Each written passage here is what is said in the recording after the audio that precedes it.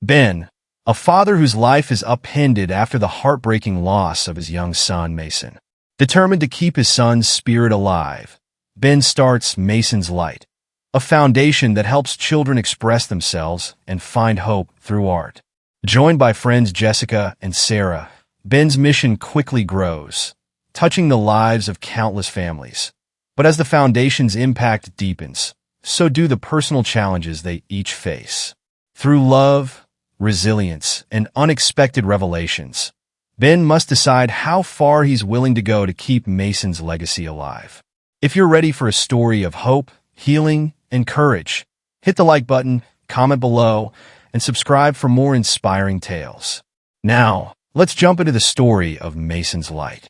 Ben's office was a space of order and control, much like his life had been before Mason came into it. That was a long time ago now. Mason had been born 5 years before, turning his life from one focused on profit margins and quarterly reports into one centered on story times, soccer practices, and messy Saturday mornings spent making pancakes. Mason's laughter filled Ben's mind as he shuffled through papers. He'd left a small drawing on Ben's desk this morning, a stick-figure family portrait with Mason holding Ben's hand, his own little figure smiling from ear to ear. On the other side of Mason's figure was Claire, his wife of 3 years. Claire, with her sleek hair and sharp smile, had brought a stability to his life. But there were days Ben couldn't shake the feeling that something between her and Mason was slightly off. He dismissed the thought for the time being, not wanting to cloud his joy. That afternoon, Ben planned to take Mason to their favorite ice cream shop after work. The idea brought a warm smile to his face, and he took a deep breath, grateful for the simple pleasures fatherhood had brought him. Ben noticed the signs, though he tried not to let them worry him. Claire would often brush off Mason's hugs or grow impatient when he spoke too long at dinner.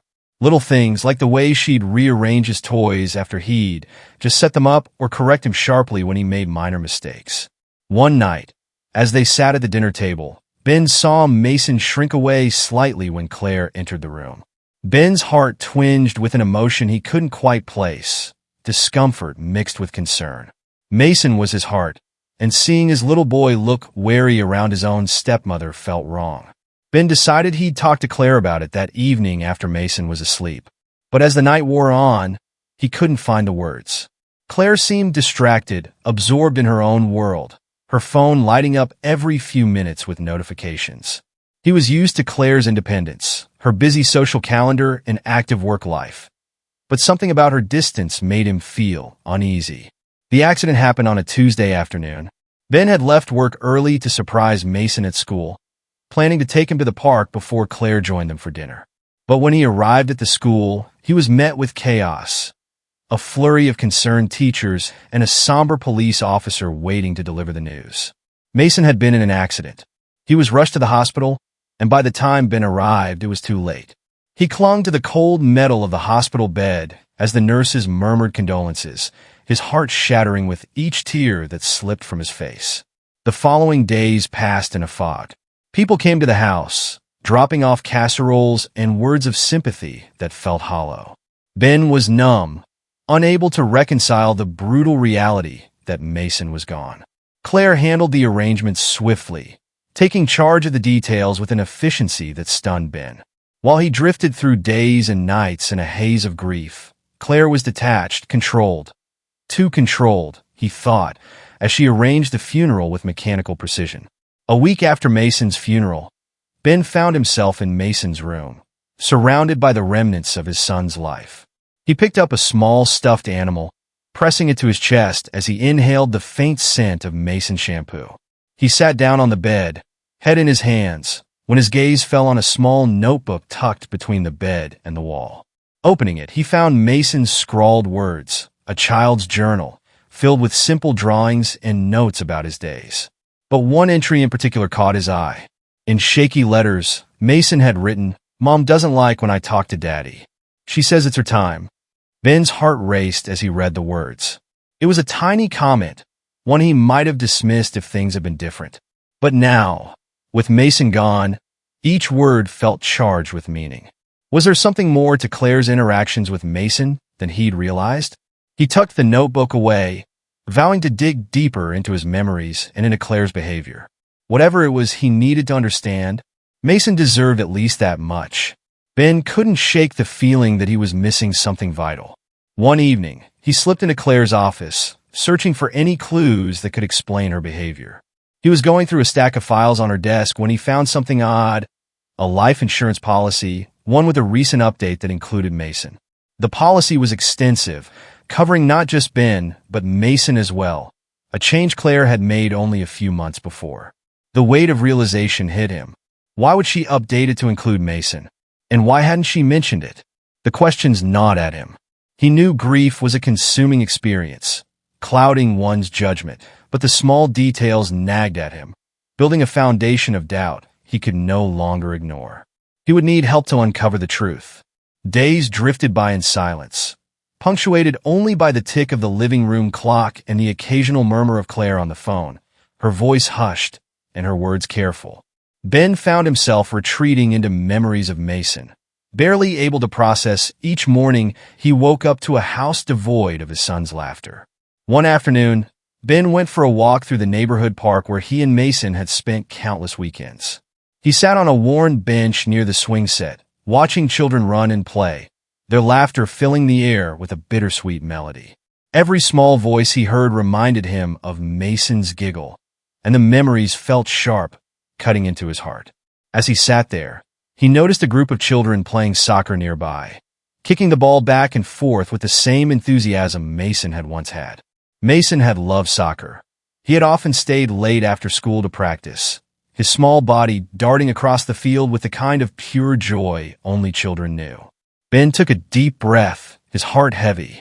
He couldn't shake the feeling that something was left unfinished, that the mystery surrounding Mason's death went beyond the initial story of a tragic accident.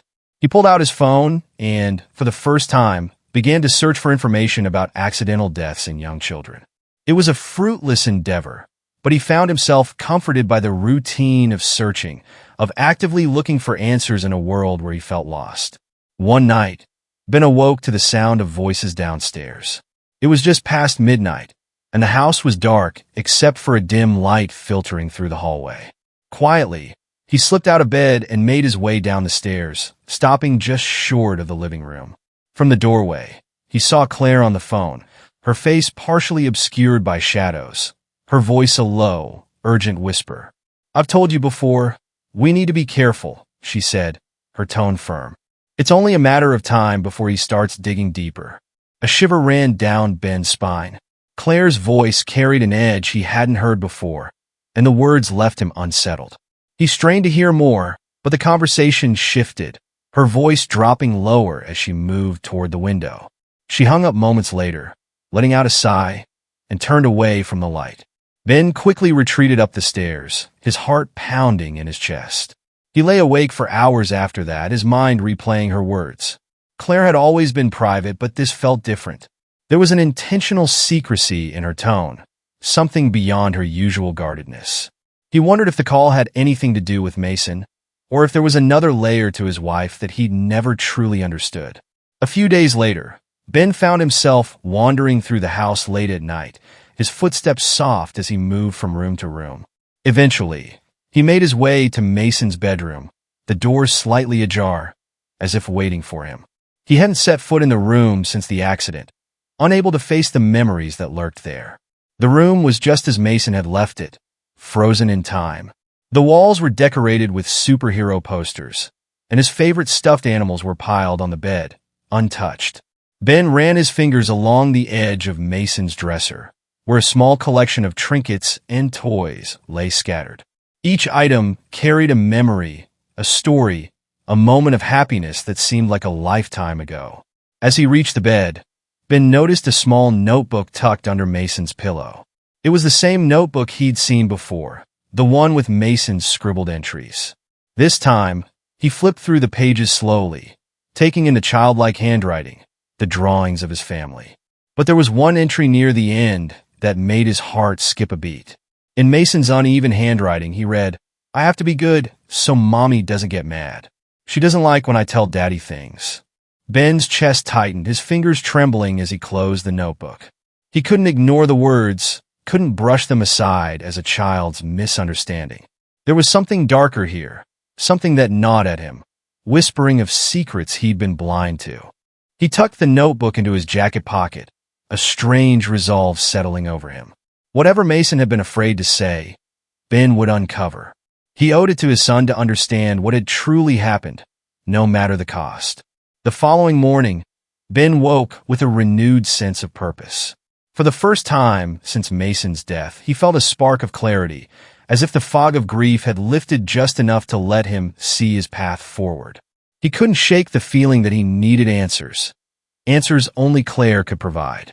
Over breakfast, Ben tried to talk to her, to see if he could catch a hint of anything that would explain Mason's words.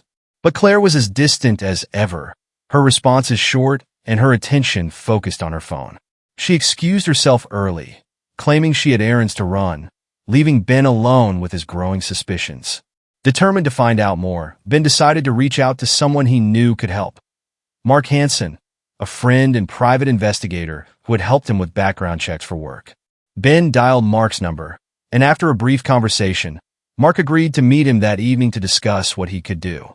That night, as they sat across from each other at a quiet cafe, Ben laid out everything he knew, from the life insurance policy to Mason's journal entries. Mark listened intently, nodding along as Ben spoke. "It could just be grief making you see things," Mark said cautiously, but his gaze was sympathetic. "But if you want, I'll start digging. We'll keep it low-key, nothing that could alert Claire." Ben nodded, relief flooding him. Finally, he felt like he was taking a step forward, like he was honoring Mason's memory by seeking the truth. Days passed, and Ben threw himself into work, trying to distract himself as he waited for updates from Mark. Every evening, he returned home with a mixture of anticipation and dread, watching Claire closely for any signs that she suspected his investigation. One evening, Mark called, his tone guarded. "I found something," he said. "There's a pattern here, Ben. Claire's previous relationships, they all ended with financial gains for her." Mark went on to explain that Claire had been involved with 2 men before Ben, each of whom had met with sudden misfortune. In both cases, Claire had managed to benefit financially from their relationships, one through a joint property sale, the other through a life insurance policy. Ben listened in stunned silence, his mind reeling. The puzzle pieces were falling into place, painting a picture he could barely comprehend. Could Claire have orchestrated something similar with Mason? The thought chilled him to the core, and for the first time, he allowed himself to consider the unthinkable, that Claire might have played a role in his son's death. The weight of his suspicions became unbearable, and Ben knew he couldn't continue living under the same roof as Claire without seeking the truth. One night, after she had fallen asleep, he went back to her office, his heart pounding as he rifled through her desk drawers. He came across more documents, financial records, emails, and texts that hinted at hidden motives. His hands shook as he read through messages between Claire and a man named Travis Ward, discussing arrangements and final plans. The vague language was disturbing, each word carrying a double meaning that hinted at secrets yet to be uncovered. As he returned to bed, Ben felt a deep sense of betrayal gnawing at him. The woman he had trusted, the woman he had let into his life and into his son's world, was hiding something terrible. The evidence was circumstantial, but it was enough to convince him that he couldn't ignore his instincts any longer. Lying beside Claire in the dark, Ben made a silent vow. He would bring every dark secret to light, no matter what it took. Mason's memory demanded nothing less, and for his son, Ben was prepared to confront the darkness, even if it destroyed everything he had left. Ben spent his days in a state of hypervigilance, awaiting updates from Mark. His friend kept his promise, staying under the radar as he dug into Claire's background, searching for anything that would explain the growing list of questions haunting Ben. One evening, Mark called and asked to meet in person. Ben arrived at a small coffee shop, nerves buzzing. Mark's expression was serious, his voice low as he laid a manila folder on the table. "Ben, what I've found is troubling," he began, handing Ben the folder. "Claire's history is far from clean." Inside the folder were pages of information, bank statements, court records, and even a police report. Ben's eyes widened as he read through the documents, piecing together the hidden aspects of his wife's past. She was involved in a civil lawsuit with her first husband, Mark explained, who filed for divorce after discovering that she'd funneled funds out of their joint accounts. And look here, her ex-husband was involved in a severe accident shortly after their split.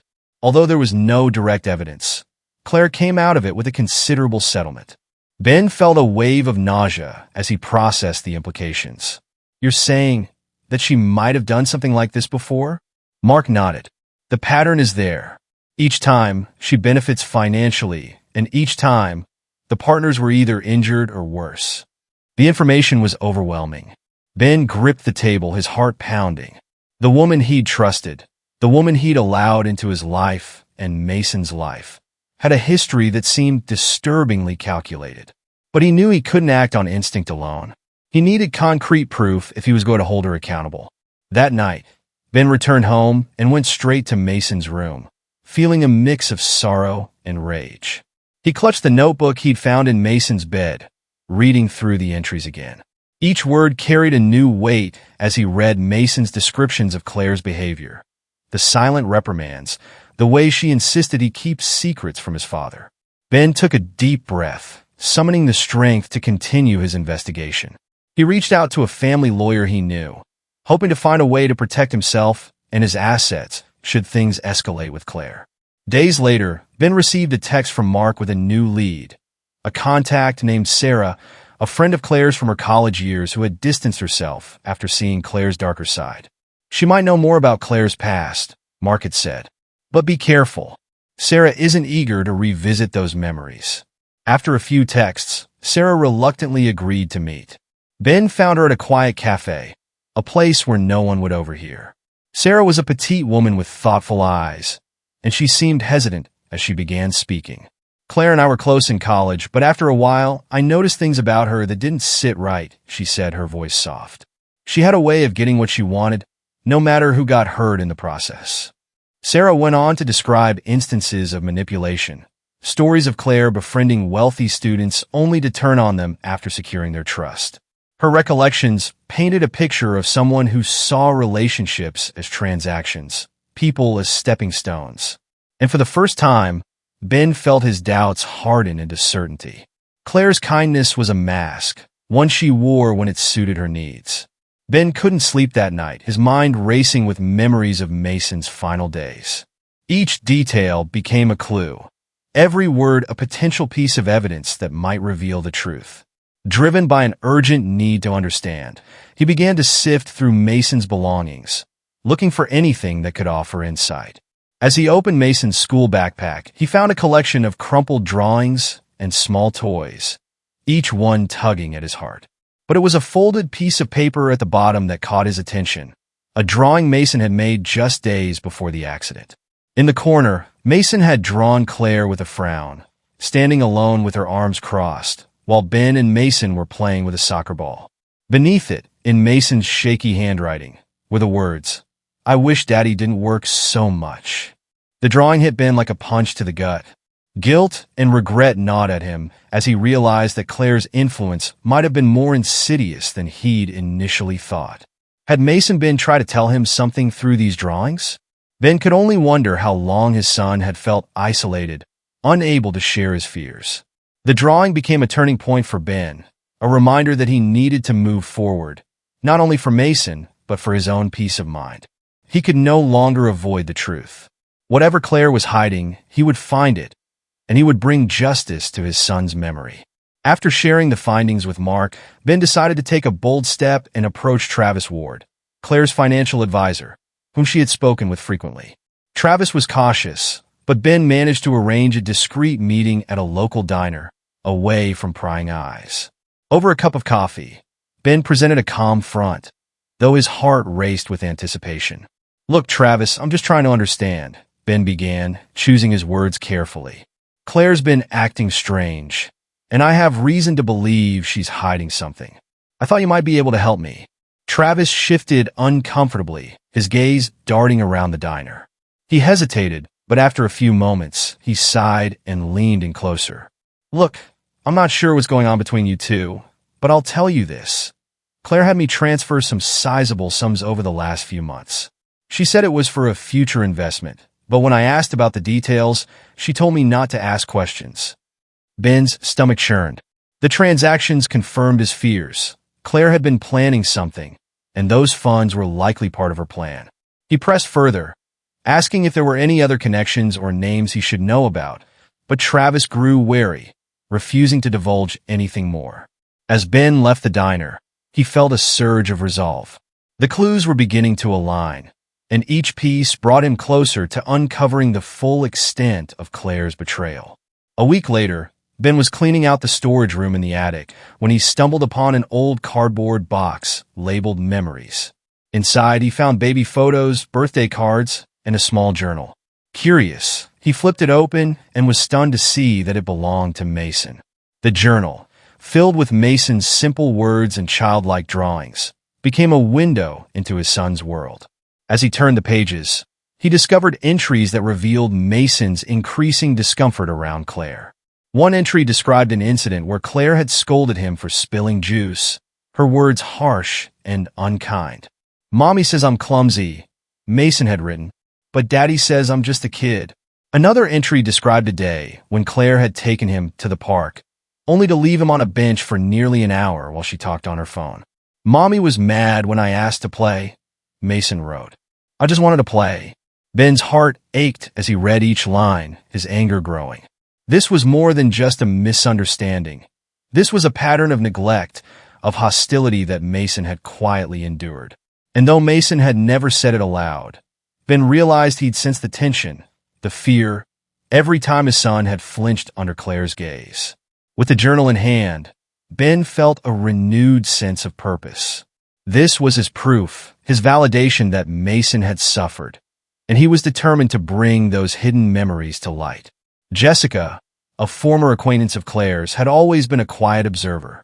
But when she saw Ben at the local grocery store, she approached him cautiously, asking if they could talk.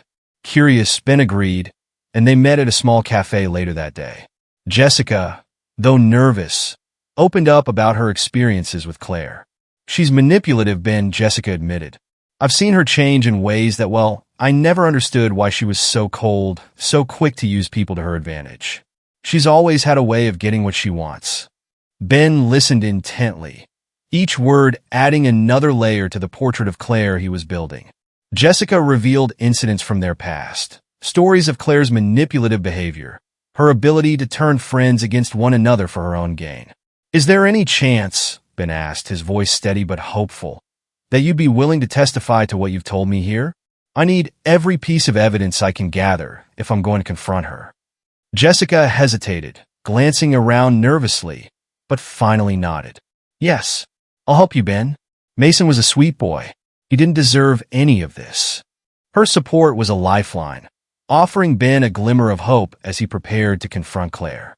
With each ally, with every piece of evidence, he felt stronger, more confident that he could bring justice to Mason's memory.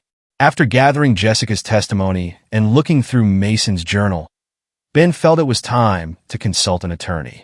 He contacted Thomas Greer, an old friend who specialized in family law, hoping he could provide advice on how to proceed without tipping Claire off. Sitting in Thomas's office, Ben laid out his findings: the financial transfers, Mason's journal, the disturbing entries, and the testimonies of people like Jessica and Sarah. Thomas listened intently, his brow furrowing deeper with each piece of evidence. "Ben, this is serious," Thomas finally said.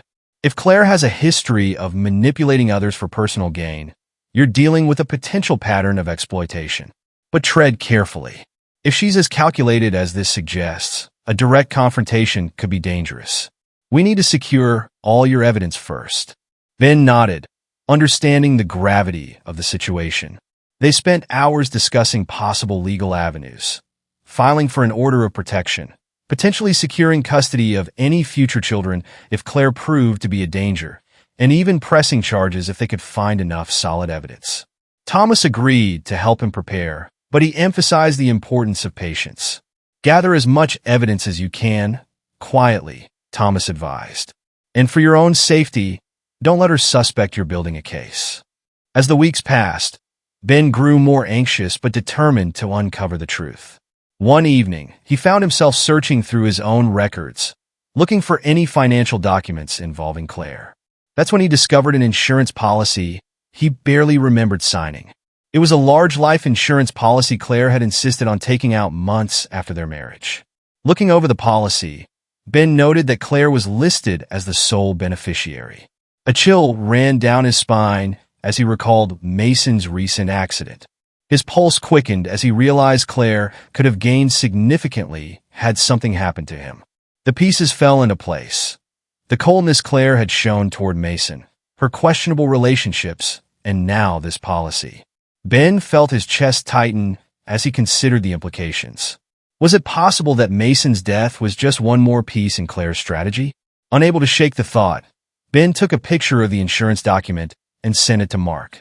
"We need to look into this," he wrote, adding a note about his suspicions. If there was any chance Claire had intended to benefit from another loss, he couldn't risk being her next victim. Haunted by his findings, Ben took to sitting in Mason's room late at night, as if his son's memory could provide him with strength. He often sat by the bed, remembering the last story he'd read to Mason, the way his son's laughter used to fill the house. The silence weighed heavily, pressing down on him with a sorrow that seemed almost physical. Each night, the memories drew him closer to a resolve. Claire's actions had not only stolen his peace, but they had tarnished his son's legacy. For Mason's sake, Ben vowed to press on. In his solitude, he felt a bond with Mason stronger than ever before. The love he had for his son fueled his determination, grounding him amid the emotional chaos. Each tear, each memory became another reason to keep pushing forward, to confront the truth even if it meant tearing his life apart. Late one evening, Mark called with an urgent tone. "Ben, I found something that might be the break we need," he said. Claire had been corresponding with a lawyer, someone specializing in estate planning. It looks like she was putting together a document that would secure her assets in case anything happened to you. Ben's breath caught. "You mean like a will?" "Not just any will," Mark clarified. "From what I can tell, it was designed to shift assets quickly, specifically if a death were to occur unexpectedly. She's been building contingencies, Ben.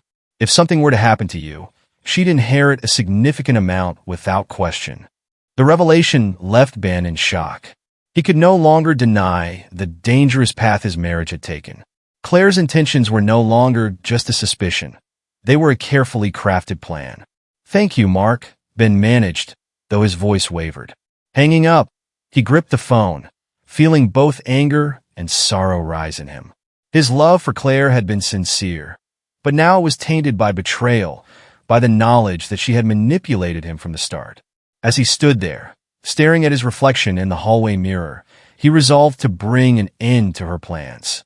Claire could no longer hide behind her facade, not while Mason's memory cried out for justice. With the mounting evidence and Mark's findings fresh in his mind, Ben finally decided to confront Claire.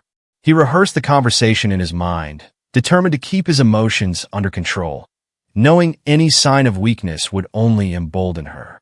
That evening, as they sat down for dinner, Ben studied her carefully. Claire was her usual self, smiling as she poured him a glass of wine, her movements calm and graceful.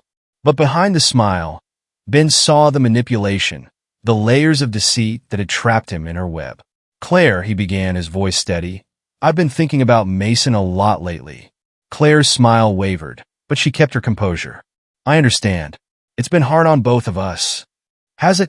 Ben asked, his gaze unwavering. "Because I can't help but wonder if Mason's death was an accident." Her face paled, and for a brief moment, a flicker of something unreadable crossed her eyes. But she quickly masked it, her expression turning defensive. "What are you saying, Ben?" she asked, her voice a dangerous mix of anger and disbelief. "Do you really think I would hurt my own stepson?" He kept his voice low. "I think you'd do whatever was necessary to get what you wanted." Claire scoffed, feigning indignation. "How dare you accuse me of something so horrible? You've been under so much stress. Maybe you're not thinking clearly." But Ben remained firm, his tone calm but unyielding. "I know about the life insurance policy, Claire. I know about your past relationships, the settlements. And I know you've been in touch with an estate planner." Her expression hardened, and for the first time, Ben saw the real Claire. the one who had hidden behind a mask of compassion and love. "If you know all that," she said slowly, "then you know how smart I am. You really think anyone would believe your theories without solid proof?" The room fell into silence as her words hung in the air. Ben felt a chill run down his spine, realizing the depth of her resolve. "You may be smart," Ben replied, his voice shaking with anger. "But I have more than theories, Claire. I have Mason's words. I have the people you heard in the past. And I'll keep digging until the truth is undeniable." Claire's eyes narrowed. "Then I suggest you tread carefully. Because if you push too hard, you might not like what you find." From that night forward, a tense silence settled over their home. Claire kept her distance, her demeanor cold and calculated, and Ben could sense that she was watching his every move, waiting for any sign of weakness. They moved around each other like strangers, two people bound by a broken promise, each harboring their own secrets. Ben spent his days quietly building his case, compiling evidence with the help of Mark and keeping Thomas informed of every development. He made sure to document everything: emails, conversations, even the bank statements he'd found linking Claire to questionable financial transactions. He also kept Mason's journal safe, preserving his son's final words as both a source of strength and evidence. The tension grew, with each day feeling like a slow-motion battle. Claire no longer hid her contempt, and Ben found himself constantly on edge, aware that one wrong move could unravel everything he had fought for. He felt the weight of Mason's memory on his shoulders, his son's spirit urging him forward even in the face of fear. The silence between Ben and Claire was broken only by the occasional call from Mark, who continued his investigation with a quiet determination. Mark introduced Ben to a forensic accountant named Rachel, who specialized in tracking hidden assets.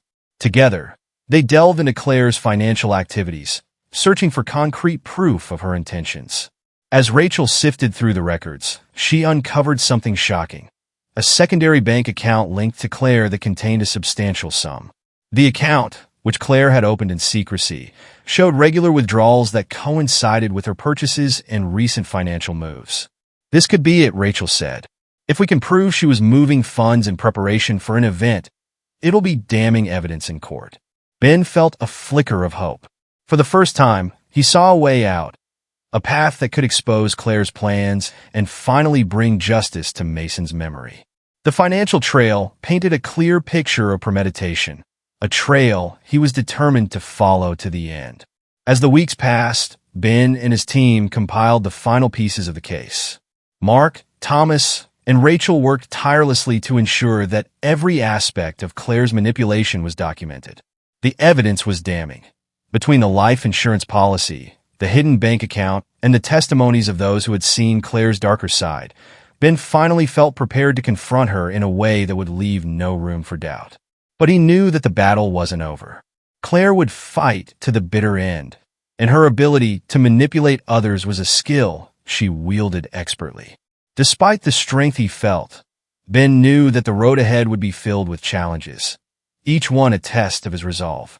Ben's house felt like a battlefield, and the silence grew heavy as the days dragged on. He kept his distance from Claire, sensing that she, too, was preparing for whatever would come next. They no longer spoke unless absolutely necessary. Each shared meal was cold and stilted, each look exchanged filled with unspoken animosity. One evening, Ben sat alone in his study, scrolling through the evidence he'd compiled. He had photos of documents, testimonies from Jessica and Sarah, and Rachel's report on the hidden account. Every piece was meticulously cataloged, forming a narrative of Claire's pattern of deception and manipulation. The financial trail, the insurance policy, the changes she'd made to their wills, all pointed to a calculated plan. At last, he picked up the phone and called Thomas. "I'm ready to move forward," he said, his voice steady. Thomas had been prepared for this. "Let's file the paperwork. It's time to officially separate assets and make sure she doesn't have control over anything you value." As Ben hung up, he felt a surge of determination. For Mason, for the life they'd lost together, he would see this through to the end. The next day, Ben took the final steps to protect the things that mattered most. He locked Mason's room, securing his son's belongings and cherished memories away from Claire. The toys, the drawings, the small keepsakes he'd kept. Each was a reminder of the innocence and joy Mason had brought into his life. Afterward, he quietly gathered any remaining valuables that he worried Claire might try to access if things went south. He moved them to a safe deposit box, telling no one but Mark. Mason's journal, in particular, was safely locked away, his son's private thoughts preserved from Claire's reach. When he returned home, he found Claire waiting for him in the living room, her expression unreadable. "Where were you?" she asked, her voice carefully controlled. "Just out," he replied evenly. He could tell from her gaze that she sensed something had shifted in him, that his passivity had turned into a silent resolve. But he said no more, leaving her in the room as he walked away. He wanted her to feel the uncertainty he had felt, the dread that came with knowing that one's world was about to be upended. With his assets secure, Ben moved forward with Thomas's plan. They would serve Claire with official separation papers, accompanied by an order to freeze joint assets. This legal move would protect him financially and prevent Claire from accessing their accounts until the court determined a final division.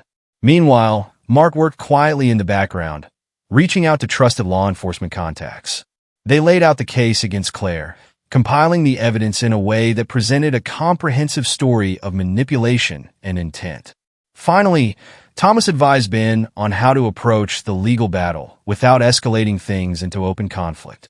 "The less direct confrontation, the better," he said. "This isn't just about legal protection, Ben. We want to make sure you're safe." Ben's heart tightened at the thought of the days to come, knowing he would need to face Claire directly. For now, he would let the papers speak for him. On a bright, crisp morning, Ben sat alone at the kitchen table, waiting for Claire to come downstairs. He had already instructed his attorney to deliver the separation papers that morning, along with the financial freeze. The sun streamed through the windows, casting a calm light over the room, but Ben's stomach churned with anticipation. Claire entered the kitchen, her expression curious when she saw Ben's demeanor. Before she could ask any questions, there was a knock on the door. Ben watched as she answered it, accepting the envelope from the process server. She turned back to him, her face tight as she scanned the documents. "What is this?" she demanded, her voice laced with anger. "It's a separation filing," Ben replied, his voice low but resolute. "In an asset freeze. We'll let the courts decide how to proceed from here." Claire's hands trembled as she dropped the papers on the table. "You think you could just shut me out like this?" she spat. "After everything?" "I think it's time to let the truth speak for itself," Ben replied, locking eyes with her. "I know about the hidden account, the life insurance policy, and Mason's journal. You can't hide behind lies anymore." The color drained from her face, and for a moment, she seemed at a loss. But then her expression hardened, and she laughed bitterly. "You don't know what you're getting into, Ben. You're making a big mistake." The threat in her voice was clear, but Ben stood his ground, watching as she stormed out of the kitchen. He felt an unexpected surge of relief, knowing he'd taken a definitive step. There was no turning back now. Over the next few days, Ben leaned heavily on his support system. Jessica and Sarah both reached out, expressing their willingness to testify about Claire's manipulations. Mark kept a close watch, making sure Claire didn't make any sudden moves, and Thomas reassured Ben that they had enough evidence to make a solid case. In those quiet moments between meetings, Ben reflected on the relationships he had neglected during his marriage. He reached out to family, reconnecting with those who had always offered him support, and found comfort in their reassurances. With each passing day, the pieces fell into place, forming a protective barrier around him. He was no longer alone in his fight. He had allies, people who believed in him and wanted justice for Mason. The legal team compiled witness testimonies, drawing from past relationships and witnesses like Jessica and Sarah.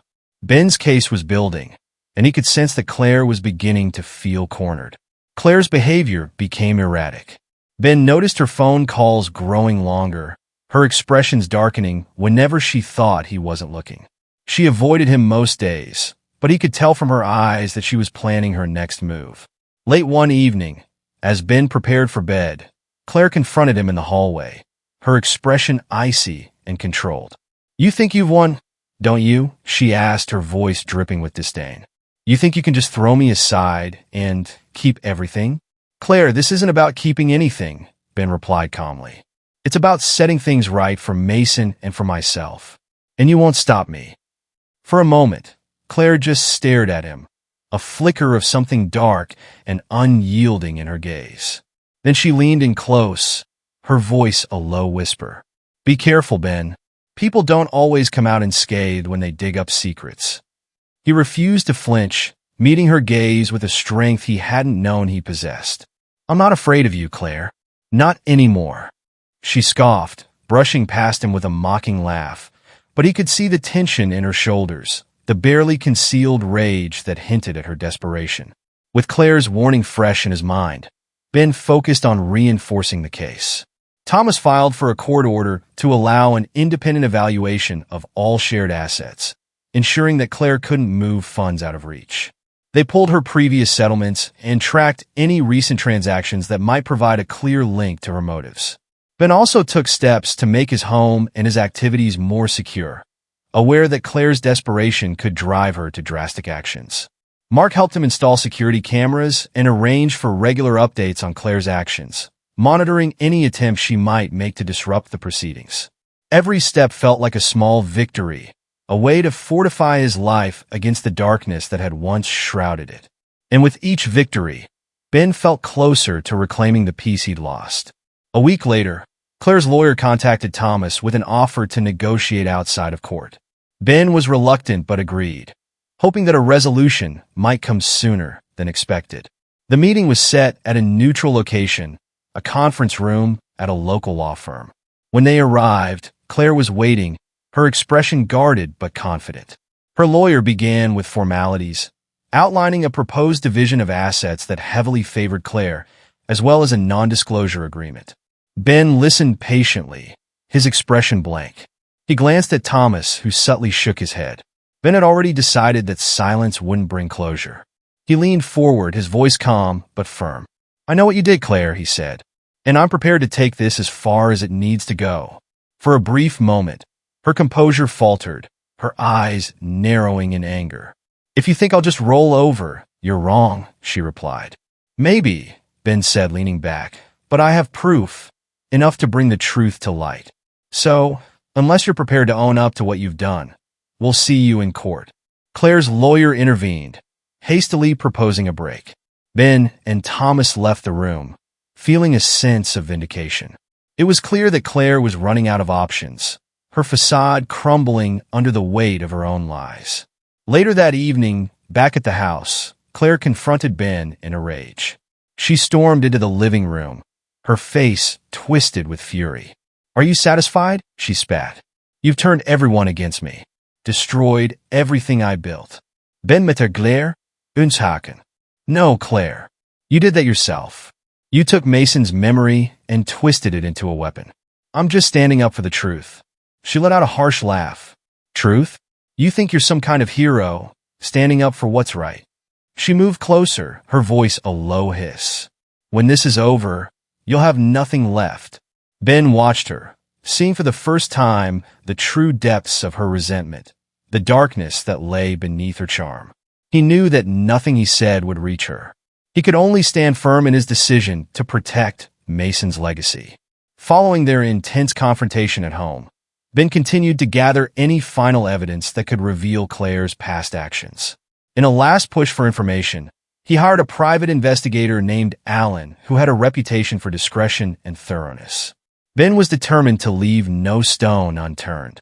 After a few weeks, Alan reached out with an update. The investigator explained that he'd traced some of Claire's previous relationships and found startling details from her past. Questionable settlements, one ex-partner who had claimed to be financially ruined following their relationship, and even a trail of suspicious activity that dated back to years before she met Ben. This is the profile of a woman who knows how to manipulate people, Alan explained over the phone. She moves on when there's nothing left to gain, always with a substantial payout. The information wasn't a surprise, but it added weight to Ben's case. He thanked Alan and hung up, a sense of both validation and unease lingering. He was finally seeing the full picture, one that showed how methodical Claire truly was. Yet, even with the confirmation, Ben knew that Claire would not go down without a fight. Every day that passed felt like a countdown, each piece of evidence inching him closer to a climactic final showdown with her. As Ben prepared himself for the final stages of their separation, Claire's desperation became more visible. She began to leave angry voicemails, demanding that he meet her in person to resolve this privately, even suggesting that he'd regret taking things this far. Her tone was laced with a venom he hadn't heard before. One evening, he found her waiting outside his office. He considered walking right past her, but before he could, she stepped into his path, her eyes sharp and intent. "What do you want, Claire?" he asked, keeping his voice steady. "You're trying to ruin my life, Ben," she hissed. "You're trying to make me out to be some kind of monster." He met her gaze with calm resolve. "You made your choices. I'm just following the truth, Claire." She narrowed her eyes. "Do you really think anyone's going to believe you?" "I know how to play this game, Ben. I've been doing it longer than you think." The threat was clear. Claire was a master manipulator, and she'd use every weapon in her arsenal to maintain control. But Ben wasn't backing down. He'd come too far to let her intimidate him now. "Play whatever game you want," he replied, holding her gaze. "I'm not afraid of you anymore." Claire's lips tightened, and for a moment, she looked almost stunned by his defiance. Without another word, she turned on her heel and walked away, leaving him with a sense of finality. Whatever came next, he was ready for it. As the legal battle advanced, Thomas advised Ben to focus on one key element that could turn the case in his favor: the journal Mason had kept, where his son's innocent words hinted at the underlying tension and manipulations he'd endured.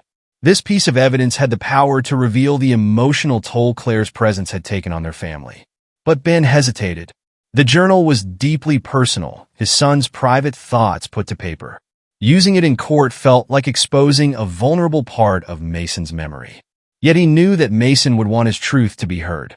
One evening, Ben sat alone, leafing through Mason's journal with trembling hands. He read the entries where Mason expressed confusion about Claire, where he'd written in a childlike scrawl, "Why is Claire always so mad? And I don't think she likes me." Each line cut deeper than the last. "I'm doing this for you," he whispered, closing the journal with resolve, "to make sure no one forgets your voice." With that decision made, Ben contacted Thomas, informing him that they would use the journal as part of the case. It was a difficult choice, but one that he knew was necessary. Mason deserved justice, and Ben would do whatever it took to make sure his son's story was told. As the evidence piled up, the day of reckoning finally drew near. A court date was set, and Ben knew it would be his one true chance to confront Claire in a public forum, where her actions could be scrutinized and the truth revealed. Thomas had meticulously prepared the case, and every detail had been laid out to show the full scope of Claire's deceit. From her hidden account to the life insurance policy and, finally, Mason's journal, the pieces formed a damning portrait. In the days leading up to the court date, Ben felt a surge of nervous energy, mixed with an undercurrent of anxiety. Friends and family rallied around him, offering support and encouragement. Each kind word, each gesture of solidarity gave him strength. Jessica and Sarah both agreed to testify, their stories highlighting the pattern of manipulation and control Claire had exerted over Ben and Mason. With their testimonies and the hard evidence collected by Alan, Thomas felt confident they could win. But Ben knew Claire wouldn't go down quietly. He prepared himself for whatever she might throw his way, hoping that the truth would prevail in the end. The day of the court hearing arrived, and the air was thick with tension as Ben took his seat at the plaintiff's table. He glanced across the courtroom and saw Claire sitting with her attorney, her expression calm but cold. She met his gaze with a look of disdain, as if daring him to go through with it. The proceedings began, with Thomas presenting the evidence one piece at a time. He laid out the financial records, the insurance policy, and finally, Mason's journal. Each piece added to the narrative of a woman who had manipulated and betrayed her family for her own gain. As the testimonies were given, the impact of the story became clear. Jessica spoke about Mason's quiet fear of Claire, his hesitance to confide in his father, and the way he had begun to withdraw in the months before his passing. Sarah described the changes she'd seen in Ben, how he had become isolated and anxious under Claire's influence. Ben could feel the weight of each word, the truth piercing through the courtroom like a blade. And when it was his turn to speak, he described his journey from love to betrayal, the slow realization that the woman he'd trusted was hiding a dangerous side. Finally, Thomas held up Mason's journal, reading aloud the innocent lines that spoke volumes. Ben's heart ached as his son's words filled the room, reminding him of the life that had been taken too soon. The raw emotion in the room was palpable, each word drawing the jury closer to understanding the depth of Claire's actions. When it was Claire's turn to respond, her defense was fierce. She painted herself as the misunderstood stepmother, a woman unfairly targeted by a husband who couldn't handle grief.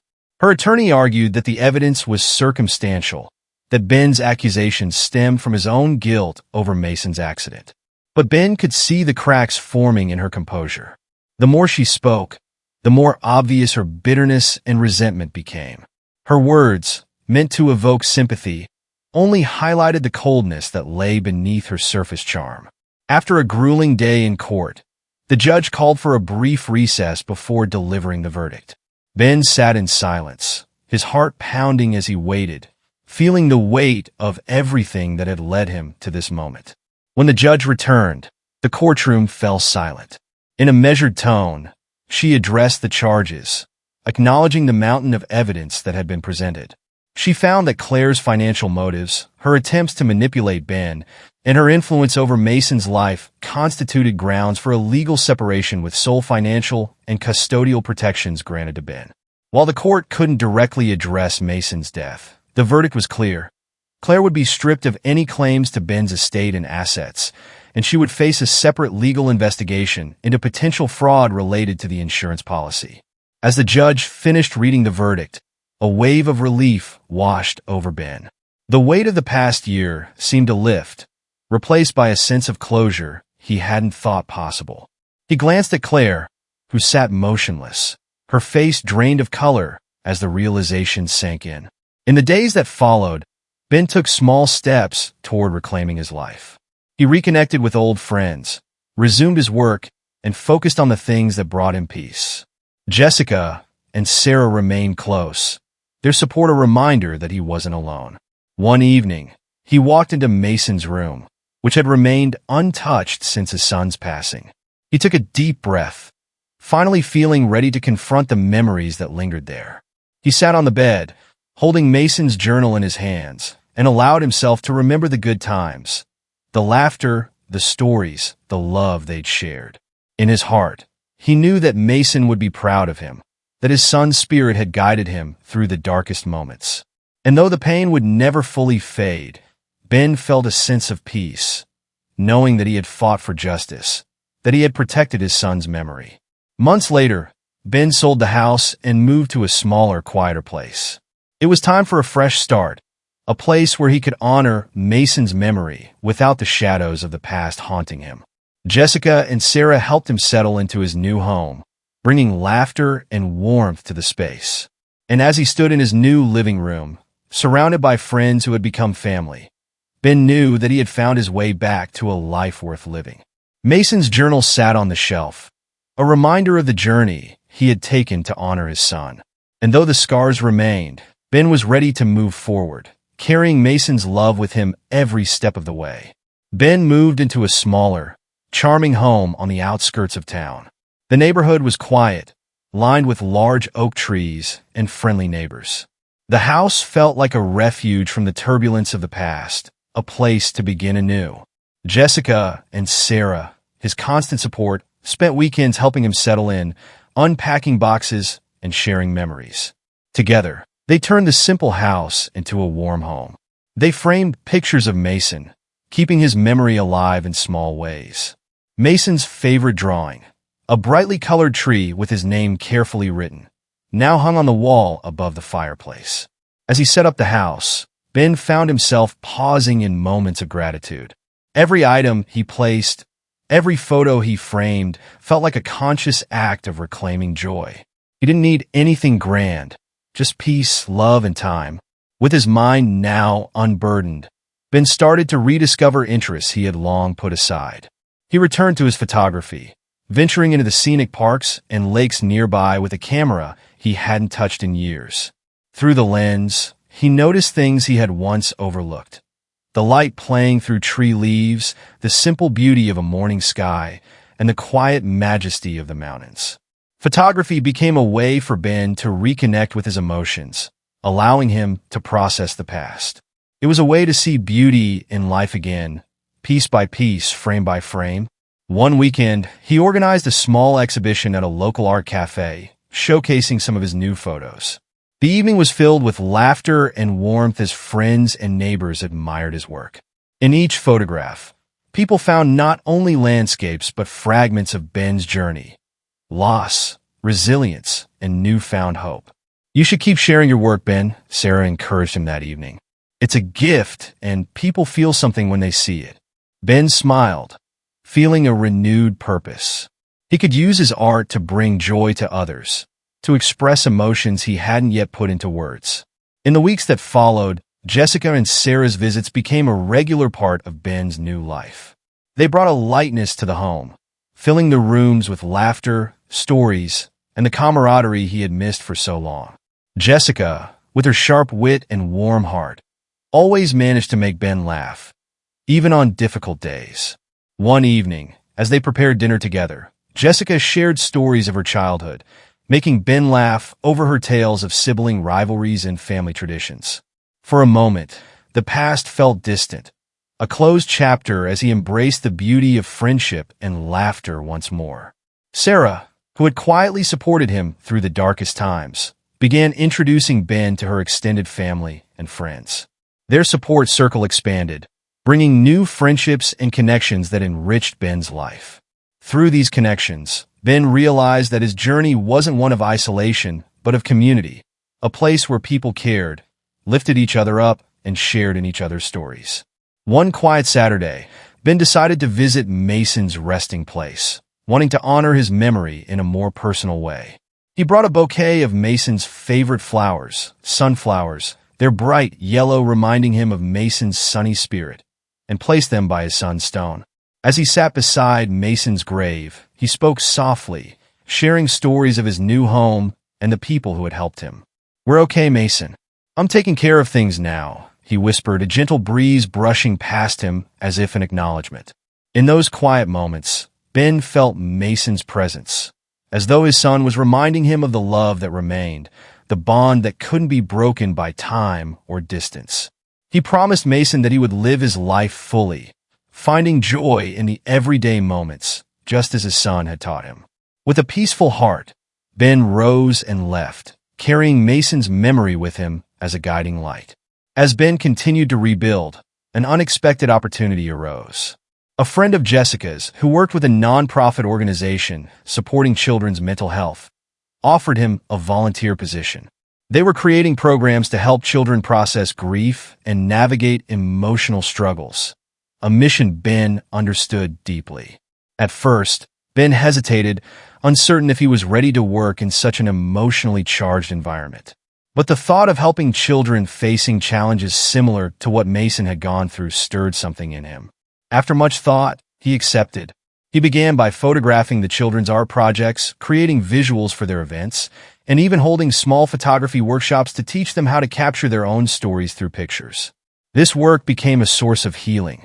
The children's laughter, their resilience, and their creativity inspired him every day. In their youthful innocence, he saw hope, a reminder that life, even in its hardest moments, held room for beauty and growth. Ben's involvement with the nonprofit brought him closer to others who had experienced profound loss. Through support groups and discussions, he met parents, friends, and families who shared similar stories of resilience. The honesty and vulnerability in their conversations reminded him that his pain wasn't something he had to carry alone. One evening, at a support group gathering, Ben shared his own journey for the first time. He spoke of Mason, of the love they had shared, and the dark days following his loss. He described the legal battle, the courage it had taken to confront Claire, and the strength he'd found in friends like Jessica and Sarah. I'm here today because of my son, he concluded, his voice thick with emotion. Because he showed me that love endures, even through the hardest times. And because I know he would want me to keep going. The group responded with compassion and understanding, each person sharing their own words of encouragement. Ben left that night feeling a sense of closure, knowing that by sharing his story, he was honoring Mason's memory in a way that brought comfort to others. As months passed, the friendship between Ben, Jessica, and Sarah grew deeper, and a new kind of family began to form. The three of them celebrated birthdays, shared holiday meals, and supported each other in moments of joy and hardship.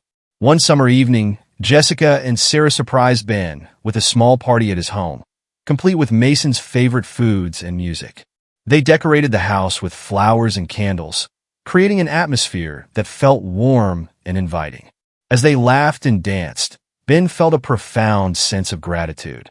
For the first time in a long while, he felt like he had a family that, while unconventional, was bound by love and understanding. Mason would have loved this, Ben said, raising a glass in his son's honor.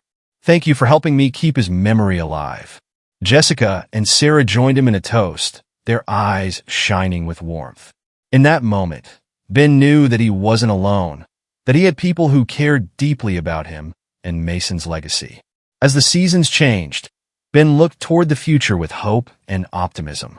His volunteer work at the nonprofit had expanded, and he was now teaching photography classes full-time, guiding children and adults alike in capturing the world through their lenses.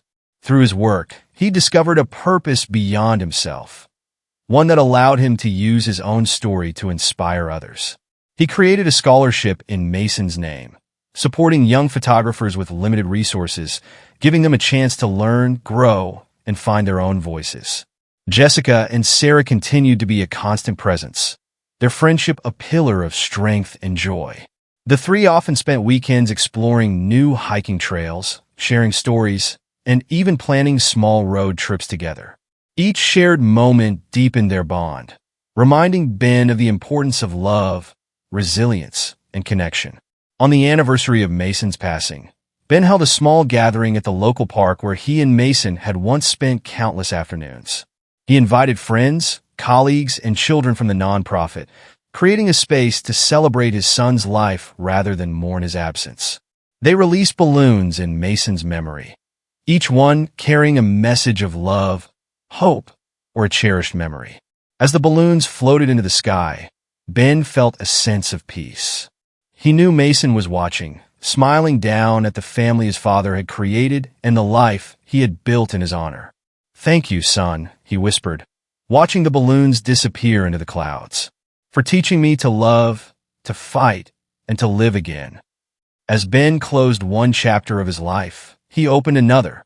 He continued to honor Mason's memory through his work, his friendships, and his commitment to helping others. His journey had taken him through darkness and light, teaching him the value of resilience, love, and community. With Jessica and Sarah by his side, he embraced each day as a gift, grateful for the people who had helped him find his way back to himself. He'd found peace in the memories, strength in the support of others, and purpose in helping those who struggled. In his heart, Mason's presence remained, a beacon of hope and love that guided him forward. And as he looked to the future, Ben knew that, no matter what lay ahead, he would carry Mason's spirit with him, living a life that honored his son's joy, kindness, and courage. As weeks turned into months, Ben discovered the true value of connection. He joined a weekly support group for parents who had lost children, finding solace in the shared stories and quiet understanding among the group. In each session, he could feel himself growing stronger, surrounded by people who shared his journey and his pain. One evening, after a particularly emotional meeting, Ben walked with a fellow parent named Greg. Greg's daughter had passed away from an illness years ago, but like Ben, he struggled with guilt and grief. As they walked through the park, Greg shared memories of his daughter, her laughter, her spirit, and her strength. "People think time heals all wounds," Greg said, his voice thoughtful, "but it's connection that truly helps us heal. Knowing others care, being understood." Ben nodded, absorbing Greg's words. He realized that Mason's memory was more than just a private sorrow. It was a legacy of love that could bring people together. Mason's story, his smile, and the innocence he'd carried would live on through these connections. The feeling was both humbling and empowering, and it pushed Ben to keep moving forward, knowing he wasn't alone. One evening, as Ben was hosting Jessica and Sarah for dinner, Jessica shared an unexpected proposal. She had been following Ben's journey at the nonprofit and felt inspired by his impact on the children. Over dinner, she raised an idea that had been on her mind for weeks. "Ben, I've been thinking about starting a small foundation in Mason's name," she said, her eyes warm with sincerity. "Something that helps children express themselves through art, just like you did with photography." The proposal caught Ben by surprise. He had always thought about honoring Mason's memory in his own way, but the idea of a foundation hadn't crossed his mind. Jessica explained that the foundation could offer grants for art supplies, fund workshops, and support projects that allowed children to find creative ways to express their emotions. Ben felt a surge of gratitude. The foundation was not only a chance to honor Mason's legacy, but also a way to transform his pain into something positive, something that would impact other lives. "Jessica, I don't know what to say," Ben replied, his voice thick with emotion. "It would mean the world to me. To all of us. Mason would be so proud." They spent the rest of the evening discussing the foundation's vision, its goals, and how they could use art to reach children who needed support. It was the beginning of a new chapter, one that brought purpose to Ben's grief and transformed it into something beautiful. Ben threw himself into the foundation work with passion, partnering with Jessica and Sarah to bring their vision to life. Together, they organized art events, photography workshops, and small exhibitions to raise funds. Local artists and photographers volunteered, donating their time and talents to make each event memorable. One sunny weekend, they held their first outdoor event at a local park, inviting children and families to participate in art activities. Ben set up a small photo booth where children could take portraits, express themselves, and create memories. The park was alive with laughter, colors, and the joyful sounds of children playing and creating. As Ben looked around, he felt Mason's presence in every smile, every brushstroke, and every photograph.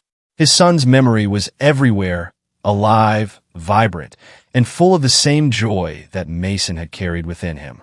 That evening, as he packed up the booth, Ben felt an overwhelming sense of peace. For the first time since Mason's passing, he felt that his son's spirit was truly free, woven into a legacy of love and resilience that would continue to touch lives. One day, as Ben was sorting through some of Mason's old things, he found a small box at the back of a closet. Inside was a stack of hand-drawn cards, each one lovingly decorated with bright crayons and glitter glue. Each card was labeled with phrases like "For Dad's birthday," "For when you're sad," and "For when I'm not here." Ben's breath caught as he read through each card. Mason had made these drawings in his usual thoughtful way, as small gifts for his father to find whenever he needed a reminder of their bond. One card, drawn in simple crayon, read, "For when you're lonely, remember I'm always here." A wave of warmth and sadness washed over him. Mason had left behind these little tokens of love, as if knowing that they would one day be needed. Ben held the cards close, finding comfort in each drawing, each word. His son's love had always been wise beyond his years, and now, even in absence, Mason's presence filled his heart. Ben placed the cards on his bedside table, a reminder that Mason's love was never far. Every night, he would look at them, grateful for these small treasures that bridged the distance between them. As the first anniversary of Mason's passing approached, Ben felt a mix of emotions: grief, gratitude, and the weight of memory. Jessica suggested a small memorial, something intimate and special, to honor Mason's spirit. They decided on a quiet day in the park where Mason had loved to play, with close friends and family joining them to remember the little boy who had touched so many lives. On the day of the memorial, Ben arranged a small table with Mason's favorite toys, his drawings, and a framed photo of his son's bright smile. Those who attended shared stories about Mason, recalling his laugh, his curiosity, and his kindness. They laughed, cried, and celebrated his life, each person's words weaving a tapestry of love around his memory. At sunset, Ben released a single balloon, watching as it floated into the sky. It felt like a gentle farewell, a sign that while Mason's physical presence was gone, his love would always linger. "Thank you, son," Ben whispered, his eyes on the distant balloon. "You'll always be with me." In the months following the memorial, Ben felt a quiet strength settle within him.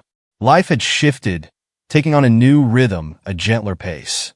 He continued his volunteer work, capturing stories through photography and helping children express their own journeys through art. With each passing day, he felt Mason's love guiding him, steady and true. Ben, Jessica, and Sarah continued to run the foundation, and over time, it grew, expanded to offer scholarships, therapy sessions, and more art programs. They called it the Mason's Light Foundation, named after the light Mason had brought to everyone around him. Every milestone brought a sense of accomplishment, and every child helped was a tribute to Mason's memory. Ben knew that Mason would have been proud, that his son's light was shining brighter than ever, bringing hope and healing to those who needed it most. One evening, as Ben sat with Jessica and Sarah over dinner, they discussed the future of the foundation and the ways they could reach even more children. They spoke of dreams, of possibilities, of the countless lives they could touch. "Ben, you've come so far," Sarah said, her eyes filled with admiration. "You've turned the darkest time of your life into something beautiful." Ben smiled, a deep, genuine smile that came from the heart. "I couldn't have done it without both of you. You're my family now. And Mason, he's still here, guiding me every step of the way." In that moment, Ben knew that the future was bright. He had found love, purpose, and peace, not by forgetting Mason, but by keeping him close in every choice, every project, and every act of kindness. Mason's legacy had grown into something profound, something that would continue to bring light long after his father was gone. As Ben looked around at his friends, his heart full of gratitude, he knew he had found a home in the love that bound them together. As the Mason's Light Foundation gained momentum, Ben, Jessica, and Sarah found themselves dedicating more time to their cause. Their days were filled with planning workshops, organizing fundraisers, and visiting local schools to bring awareness to the foundation's mission. They had started small, but Mason's story resonated deeply with many in the community. Ben had never imagined himself leading an organization, but now he felt a renewed sense of purpose. His days were busy, but his heart was full. The foundation's office, nestled in a quaint, refurbished building downtown, was filled with photos, drawings, and letters from children who had benefited from their programs. Each story, each life touched by Mason's legacy, reminded Ben of the impact they were making. One afternoon, as they wrapped up a meeting, Jessica proposed an idea. "What if we hold an annual event?" she asked, her eyes bright with excitement. "A community day in the park where families can come, create art together, and learn about Mason's light." Ben and Sarah exchanged smiles, immediately supportive of the idea. They spent the next few hours brainstorming, envisioning a day filled with art stations, music, games, and a sense of unity that would bring the community closer to the foundation's mission.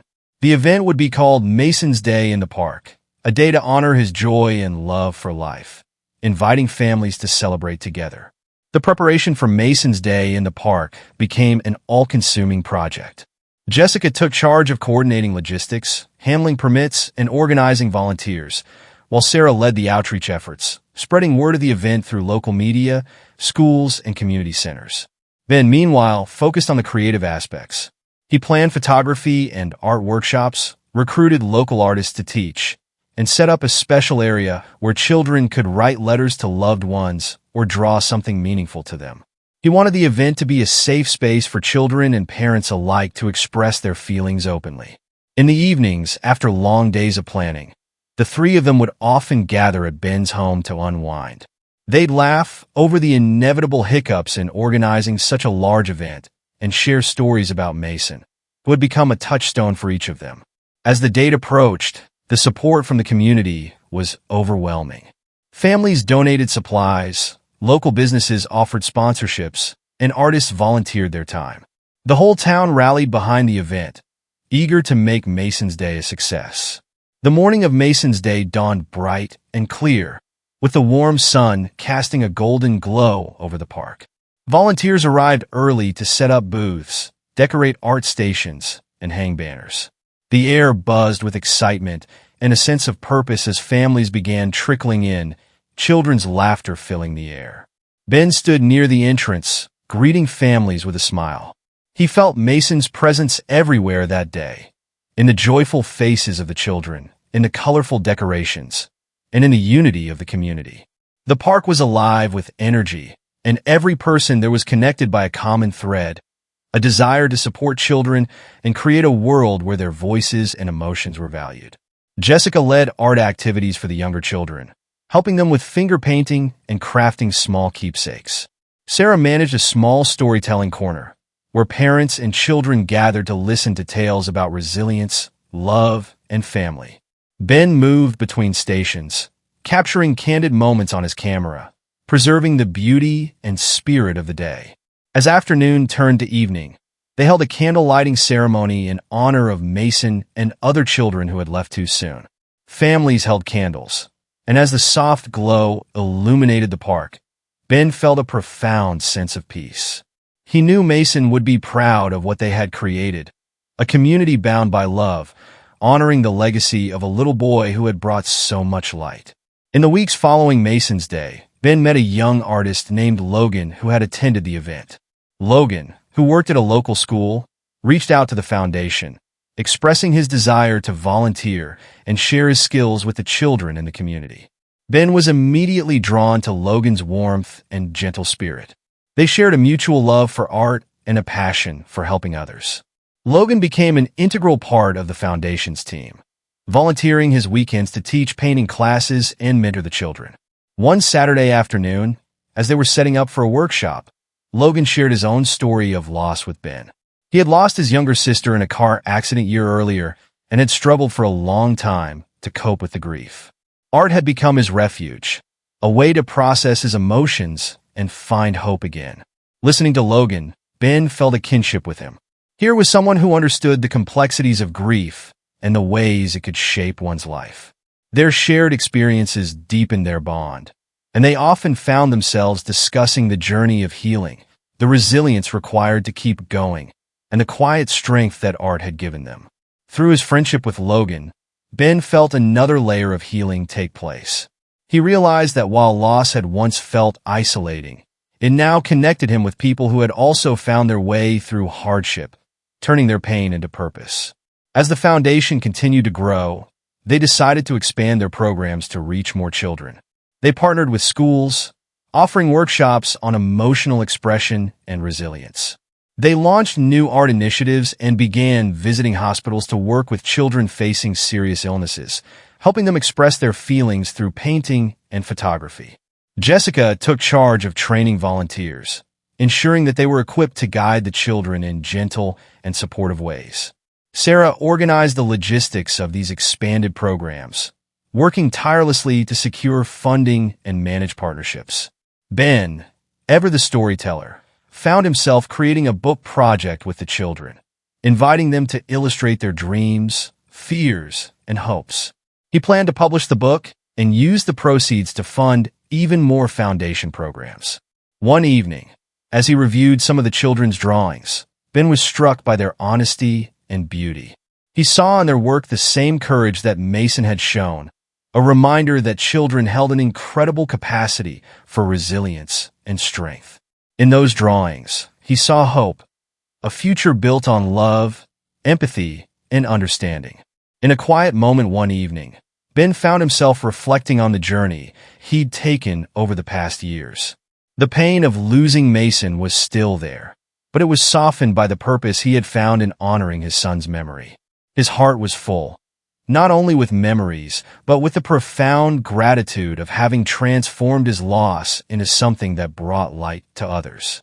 He thought of the people who had walked this journey with him: Jessica, Sarah, Logan, and countless others who had given their time, energy, and love to the foundation.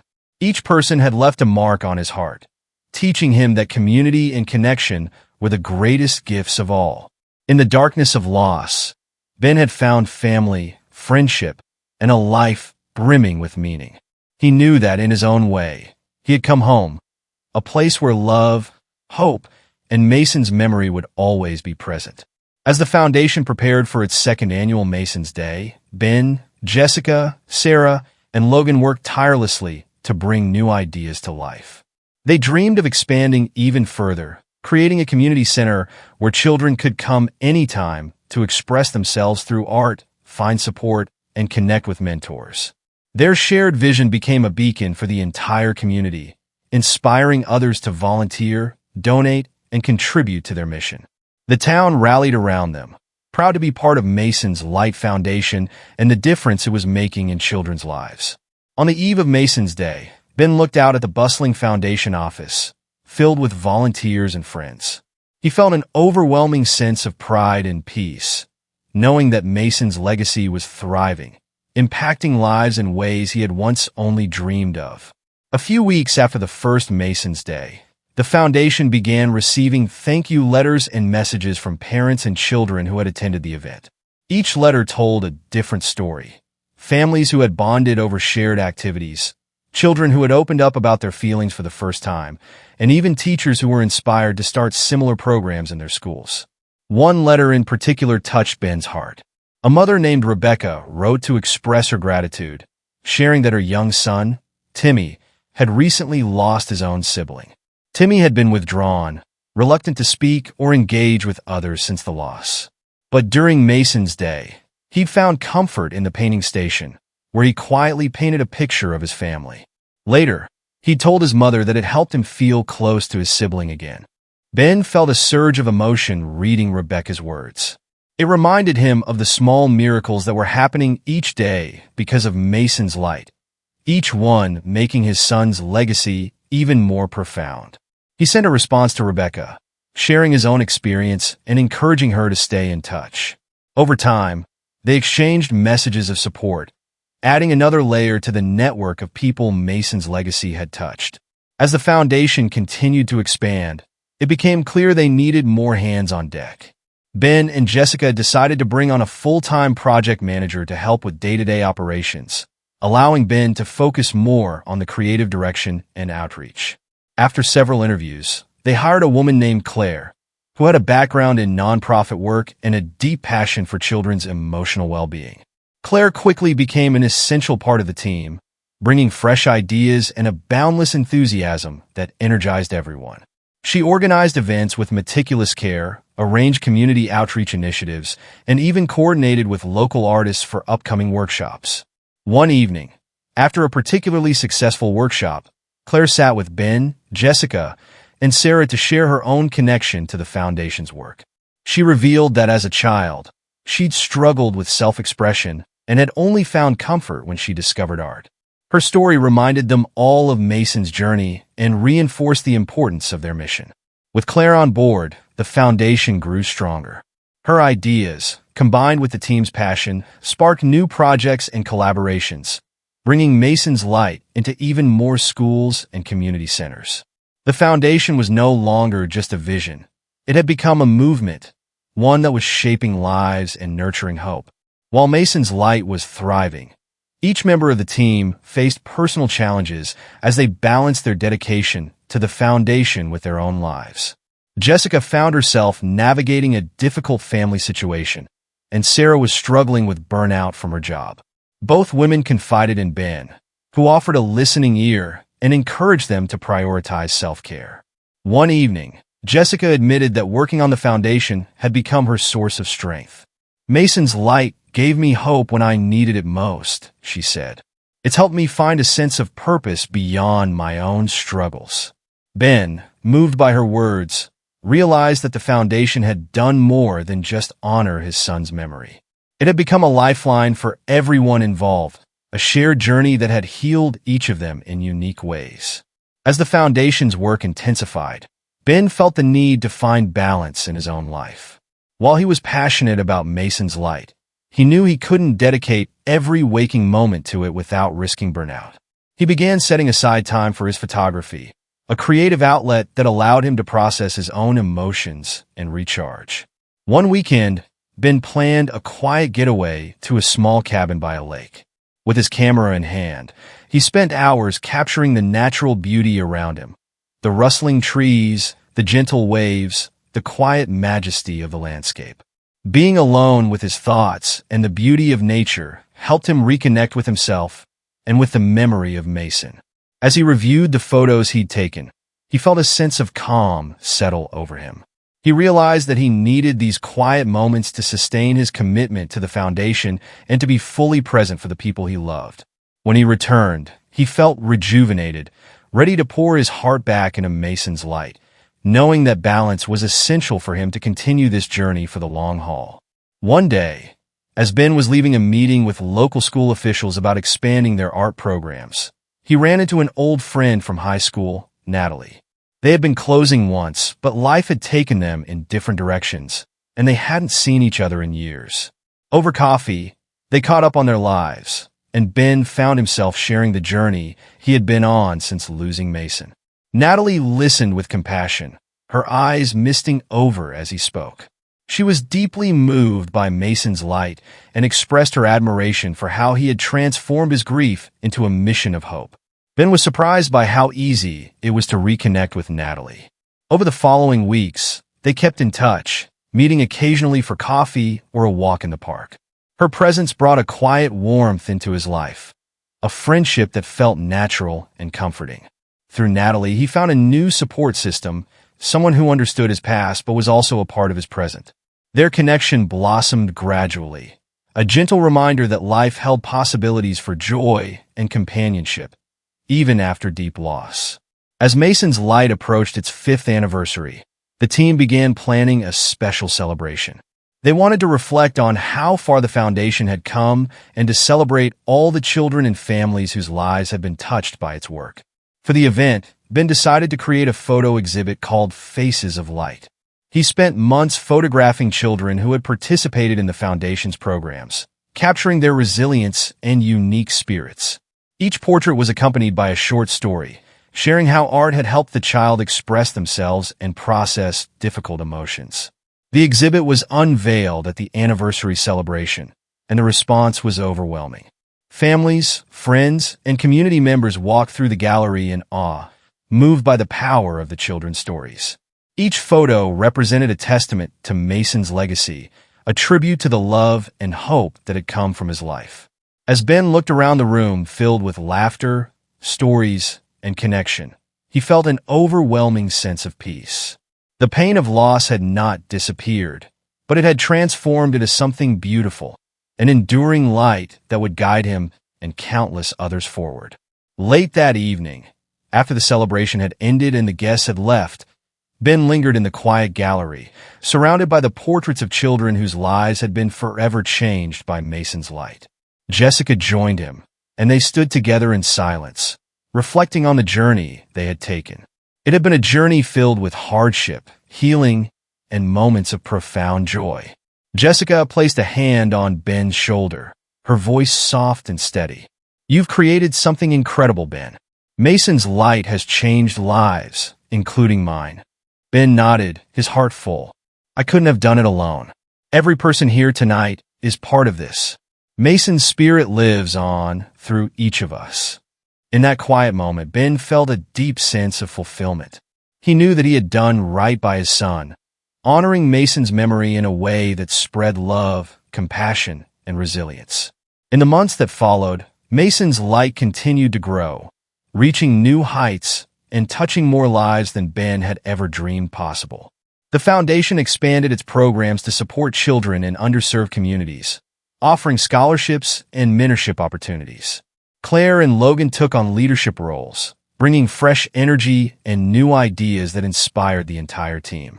Ben, Jessica, and Sarah remained deeply involved, but they also felt a renewed sense of peace, knowing that the foundation would continue long into the future. They had planted the seeds of Mason's legacy, and it was flourishing in ways that went beyond any single person.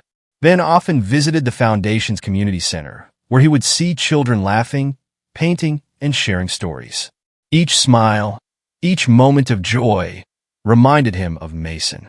His son's legacy had become a part of countless lives, a force of love, strength, and hope that would endure. As Mason's light continued its work in the community, Ben found himself increasingly at peace with the journey he'd traveled. 5 years had passed since he'd lost Mason, and each day felt like a new page in the book of his son's legacy. What had begun as a way to honor Mason's memory had evolved into something much larger, a thriving foundation that brought joy, comfort, and strength to children and families in need. One crisp autumn morning, Ben sat in the foundation's office, reviewing new proposals for art programs and emotional wellness workshops. Each proposal felt like a new beginning, a continuation of the mission he and his friends had created. It was hard to believe how far they had come. Jessica and Sarah entered, carrying coffee and pastries from the cafe down the street. The three of them had become not only colleagues, but close friends, their bond deepened by the shared purpose that had brought them together. They spent the morning discussing upcoming projects, including a partnership with a national organization that wanted to replicate Mason's Lights model in other cities. This expansion felt surreal and exciting, a sign that Mason's Light was growing far beyond their small town. As the holidays approached, Ben and the foundation team decided to host a community celebration of life event. Unlike previous gatherings, this event would be centered on gratitude, inviting families to reflect on what they cherished most. The theme was simple: honoring those we love, both here and gone, and celebrating the beauty of life itself. Ben worked closely with Logan to design an art installation called Reflections. It was a series of mirrored panels set up in the park, with each panel engraved with prompts encouraging visitors to think about love, memory, and resilience. Children, parents, and grandparents alike walked through the installation, leaving notes and drawings in tribute to loved ones. During the event, Ben shared a speech, reflecting on Mason and the power of love. His words moved the audience, and he felt the warmth of their support.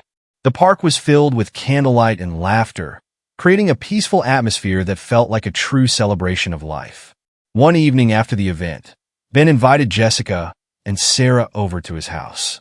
They spent the evening reminiscing about the early days of Mason's Light and how their friendship had been a beacon of strength through it all. They laughed about the long nights planning Mason's Day in the park, the moments of doubt, and the challenges they'd faced together. As the evening wore on, Ben shared his appreciation for them both. "I know I've said it before, but I don't think I could have done any of this without you. Mason's Light isn't just my story, it's all of ours." Jessica smiled, her eyes misty. "You know, this foundation has saved me too. It's given my life a purpose I never knew I needed." Sarah nodded. "I've never felt more connected to a cause or to a group of people. Mason's Light has given me a new family, one I'll always be grateful for." Their conversation was filled with gratitude, laughter, and the comfort that comes from true friendship.